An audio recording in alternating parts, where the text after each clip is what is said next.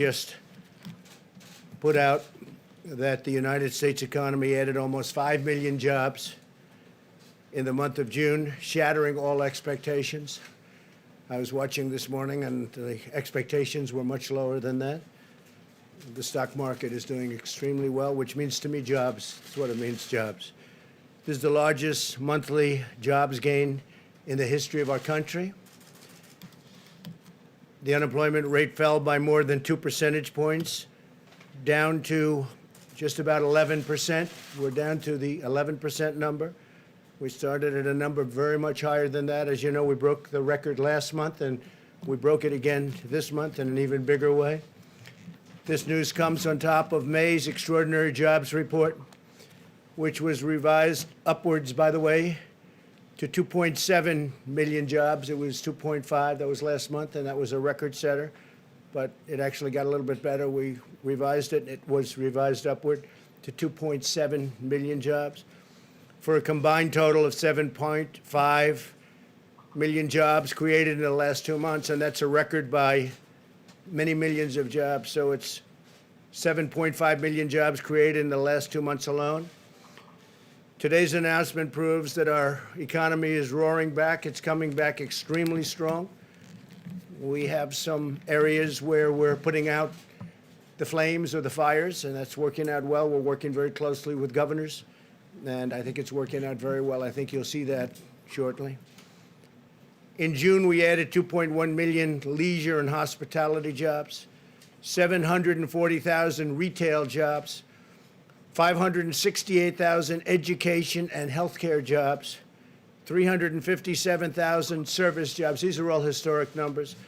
And 356,000 manufacturing jobs. And manufacturing looks like it's ready to really take off at a level that it's never been before. And a lot of that has to do with our trade policy, because we're bringing manufacturing back to our country. And these take a long time to get going, and they're now going.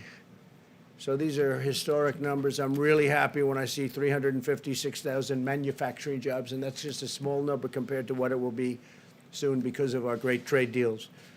African-American workers, really happily for me, made historic gains with 404,000 jobs added last month alone, and that's a record. And the second largest jump will be last month, and what we have, if you add the 2 months together, it's 700,000 jobs for African-American workers added in the last 2 months, and that's a record by a lot. Likewise, Hispanic employment is up by 1.5 million jobs, a record by a lot. Hispanic employment up 1.5 million jobs. 3 million more women were employed in the month of June. A record. Never had a number like that. Workers with a high school education or less made the biggest strides of all. So people that have just a high school education or have less than a high school education. With unemployment, those without a high school diploma dropped a full 3.3 percentage points. That's the largest drop in recorded history. 80% of small businesses are now open, 80%. And we think we're going to have some very good numbers in the coming months because others are opening. And especially as we put the flame out, getting rid of the flame, it's happening. New business applications have doubled since late March. That's a number that is not even thinkable to achieve this early into a pandemic. The latest ISM manufacturing report rose 10 percentage points, with new orders jumping a remarkable 25 percentage points, all a record. Consumer confidence, which is great, that's a great number to me because that means confidence is really good. If you don't have good consumer confidence, it's like life. If you don't have confidence, you're not going to do very well. Consumer confidence has risen 12 points since April. And 6-month job expectations hit the all-time high. So think of that for a second. With all we go through, with all of the trials and tribulations that we read about every night, much of it totally fake news, fortunately. And if the consumer didn't get it, you wouldn't have good consumer confidence. We have consumer confidence has risen 12 points since April, an all-time high. Think of that. Retail sales surged an astonishing 18%. So retail sales went up an astonishing 18% in May. That's the largest increase in the history of our country. That's a tremendous number. 18%. The number of, and what it means to me is jobs, the number of unemployed Americans re-entering the labor force rose by 43%. And fewer workers are dropping out of the labor force than before. And the crisis is being handled. You know, if you look, we were talking this morning, something to think about. China was way early, and they're getting under control just now. And Europe was way early, and they're getting under control. We followed them with this terrible China virus. And we are likewise getting under control. Some areas that were very hard hit are now doing very well. Some were doing very well, and we thought they may be gone, and they flare up, and we're putting out the fires. But other places were long before us, and they're now, it's a life. It's got a life. And we're putting out that life, because that's a bad life that we're talking about. But all of this suggests that workers are confident about finding a new job. The stock market is soaring with the best gains in over 20 years. In the second quarter, the Dow Jones increased 18%. This is in a quarter, 18. These are not numbers that people have heard about. It's the best in 33 years. The S&P 500 increased by almost 20%, the best since 1998 for the quarter. And NASDAQ increased over 30%, the best since 1999. And we had a 50-month, if you look over a long period of time, a phenomenal number. But if you look since the election, we've gone up. The Dow went up close to 45%. The S&P 500 went up 47%. And NASDAQ Composite went up getting close to 100%. So these are numbers that are not numbers that other presidents would have, and they won't have it. The only thing that can kill it's a bad president or a president that wants to raise taxes. You want to raise taxes, this whole thing, your 401ks will drop down to nothing, and your stock market will drop down to nothing. This is not just luck, what's happening. This is a lot of talent. All of this incredible news is the result of historic actions my administration has taken working with our partners in Congress to rescue the U.S. economy from a horrible event that was formed, took place in China, and came here, and they could have stopped it. They could have stopped it. Nobody likes to write that, but they could have stopped it. They know it, and I know it. Through the Paycheck Protection Program, we've extended over $520 billion in loans to nearly 5 million small businesses, saving and supporting the jobs of tens of millions of American workers. This has been a tremendous success, levels that nobody's ever seen before. But we saved all of those jobs and all of those small businesses, and some will be large businesses soon, perhaps. We also rushed urgently needed relief to millions and millions of hardworking taxpayers. They got that directly, and we're working on a phase 4. We're working with Congress. That work has started. Steve Mnuchin can give you a little briefing. Talking about payroll tax cuts. We're talking about more money being infused. And it comes back to us. It comes back. It's all coming back. It's coming back faster, bigger, and better than we ever thought possible. These are the numbers. These are not numbers made up by me. These are numbers. We've implemented an aggressive strategy to vanquish and kill the virus and protect Americans at the highest risk, while allowing those at lower risk to return safely to work. That's what's happening. Our health experts continue to address the temporary hotspots in certain cities and counties, and we're working very hard on that. The relationship with the governors is very good. We made a call, Mike Pence made a call just yesterday and said, what do you need? Not one governor needed anything. They don't need anything. They have all the medical equipment they can have. Thank you, U.S. government. They have all of the ventilators they have. You know, we're giving many ventilators and selling in some cases and giving when needed, but we're the ventilator king. We're now producing thousands of ventilators a week, and we're helping other countries. And other countries are desperately in need of ventilators because this is now at 189 countries. That changes all the time, that number. Our last count is 189 countries, and many of them don't have money, and almost all of them don't have a capacity to build a ventilator, which is hard to build, very complex, very expensive, very big in many cases. We've done an incredible job. So we have assembly lines building ventilators, and we're building thousands a week. All of these people are working with governors and local officials to restore best practices, and that's what we've done. That includes face coverings, social distancing, testing, and personal hygiene. Wash your hands. State officials will decide how rapidly to open their economies. That's largely up to them. If we see something that's egregious, we've gotten involved with a couple of them where we thought it was unfair. We'd like to see churches opened quickly, and some of them just don't want to do that. In New York, we got a great ruling from a judge, thank you, Judge, that they can open. If these best practices are implemented, then the hot spots can be calmed quickly, and we understand this horrible disease right now. We didn't understand the disease at all. We did the right thing. We closed it up. We would have lost millions of lives.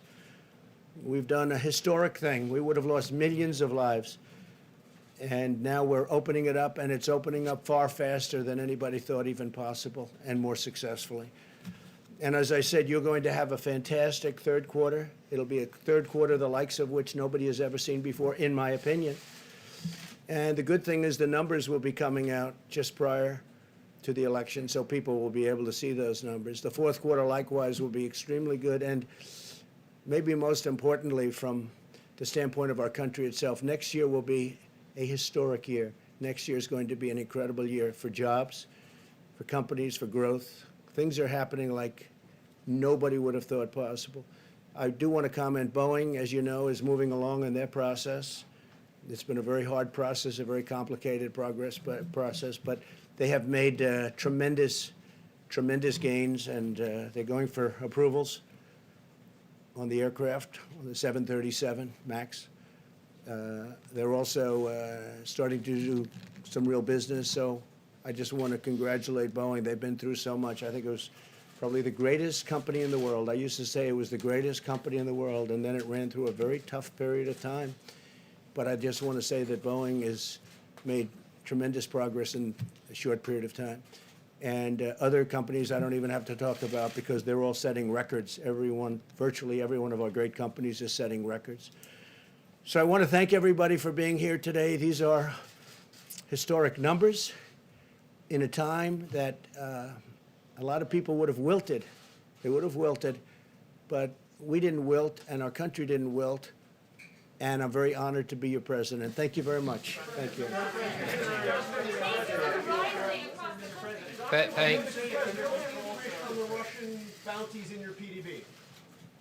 So let me just make some additional comments. And first of all, we couldn't be more pleased with the results today. Again, between this month and last month, that's about 8 million jobs, 8 million people we put back to work because of the CARES Act and working with Congress.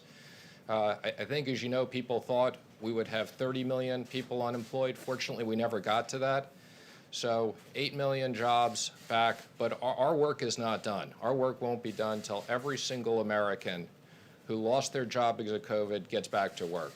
And there's no question, I want to thank the Senate and the House for working with us. There's no question these programs are working. I also want to thank them for extending the PPP. As I've said, it's our priority when we get to the CARES 4 bill in July. We will look to work with the House and Senate on a bipartisan basis to repurpose that money. We have about $130 billion left. there are going to be a number of businesses that are particularly hard hit, and we'll be looking to give those businesses additional money. So CARES 4 will be much more targeted for the businesses that continue to need work, but there is no question that this is working. And we look forward to continuing this progress. Again, I think 8 million jobs, really extraordinary. Now, let me just make one other comment. Director Kudlow and I are not wearing masks up here because we've both been tested this morning, okay? And that's the only reason, but even with that, we did social distance, so I'm pleased to see you're all wearing masks. I'm going to let Director Kudlow make a few comments, and then we'll both be happy to take questions. Thanks, Stephen. Just briefly, underscoring these high-frequency indicators. You know, it's a difficult thing to do. We haven't had much experience with these pandemics, but I will say this. The Apple Mobility Index is a very important index. It's literally a real-time daily indicator, and we're not seeing any declines. It's still strengthening, even, I might add, in some of the southwestern states, which have difficult hotspots. Housing demand and housing surveys are just soaring. Automobile demand now expected for the third quarter, about 10 million plus production units. The trucking surveys look very, very strong. And the Dallas Fed survey, I don't recall if it was in the president's notes, because it's obviously in Texas, a bad hotspot. The Dallas Fed survey, which goes to the end of the month, has not yet shown any declines. Now, it may. I'm not going to rule that out. And I would say, as a general matter, these job numbers, as good as they are, erasing a third to a half of those who are unemployed, there's still a lot of hardship and a lot of heartbreak in these numbers. I understand that. And the economy is on its way back. We have a ways to go. I will, however, continue to reference the Congressional Budget Office, which is looking for a very strong third quarter and second half, and a number of private surveys and private forecasters who see the same story on the V-shaped recovery. And with good policies and leadership, 2021 can be a big bang year, and we will be able to get back to the peak levels of 2019. So I believe we're well positioned. I think we have a lot more work to do. I get that. And as Stephen mentioned, we'll see how the policy discussions go later this month. Thanks. Sure, go ahead. Mr. Secretary, are you concerned to see new unemployment claims rising? We're at 1.4 million layoffs last week, and that number is actually going up, not going down. Are you concerned about that? Well, let me just say again, I want to just say we're going to be concerned till every single person is back to work. Now, when you look at these numbers, I think it's tough enough to predict economic numbers in normal times. In these times, you have to look at all these numbers in the entirety. So what I would say on that is there's a lag on the unemployment claims. I think you also know many of these states we set up front are completely backed up. So no, I would focus on the jobs numbers are the most accurate numbers, the trend of 8 million jobs back. But having said that, I'm concerned until we get everybody back to work. Obviously, this is good news today, no question about it. But it's also obvious that the crisis that is surging through Sunbelt states, record number of cases nationally yesterday, threatens all of these economic gains. Many states are throwing their reopenings into reverse. What additional actions is the administration going to take to stop that? Will the administration and will the president specifically call on Americans to wear masks?